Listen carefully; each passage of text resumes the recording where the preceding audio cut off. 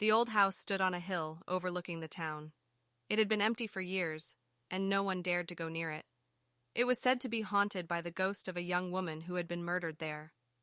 One night, a group of teenagers decided to go to the house to see if the rumors were true.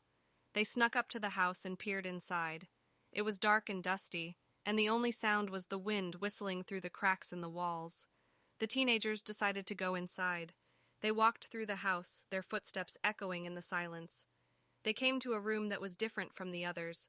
It was filled with candles, and there was a pentagram drawn on the floor.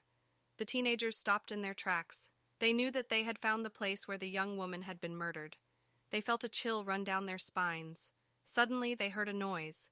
They turned around and saw a figure standing in the doorway. It was the ghost of the young woman.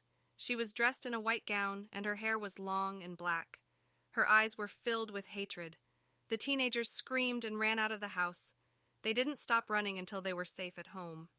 The next day, the teenagers told their parents what had happened. Their parents didn't believe them at first, but then they saw the news report. The body of a young woman had been found in the old house. She had been murdered in the same way that the ghost had been murdered. The police searched the house, but they couldn't find any evidence. The case remains unsolved to this day.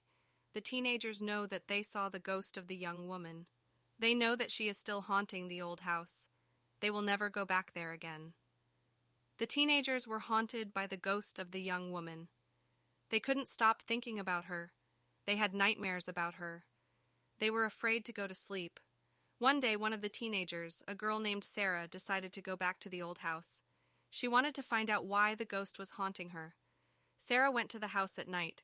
She snuck up to the house and peered inside. It was dark and dusty, and the only sound was the wind whistling through the cracks in the walls. Sarah took a deep breath and went inside. She walked through the house, her footsteps echoing in the silence. She came to the room where the young woman had been murdered. Jim never forgot the boy who had chased him in the park. He often thought about him, wondering who he was and why he had been chasing him.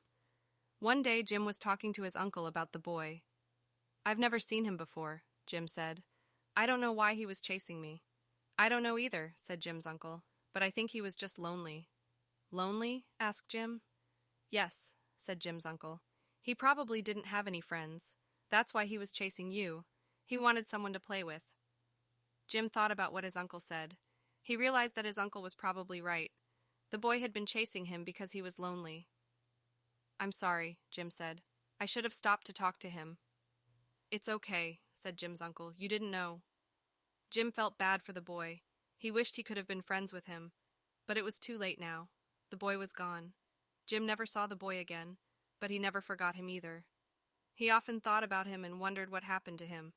He hoped that the boy found someone to play with and that he was no longer lonely. One day, Jim was walking home from school when he saw a familiar face. It was the boy who had chased him in the park. The boy was sitting on a bench, all alone. Jim stopped and looked at the boy. The boy looked up at Jim and smiled. "Hello?" said Jim. "Hello?" said the boy. "I'm Jim," said Jim. "I'm John," said the boy. "Would you like to play?" Jim asked. "Sure," said John. Jim and John played together all afternoon. They played tag, they played hide and seek, and they played on the swings. They had a lot of fun.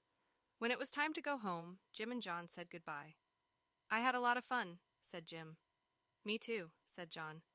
"Can we play again tomorrow?" Jim asked. "Sure," said John. Jim and John played together every day after that. They became best friends. Jim was glad that he had stopped to talk to John that day in the park. John was no longer lonely. He had a friend to play with.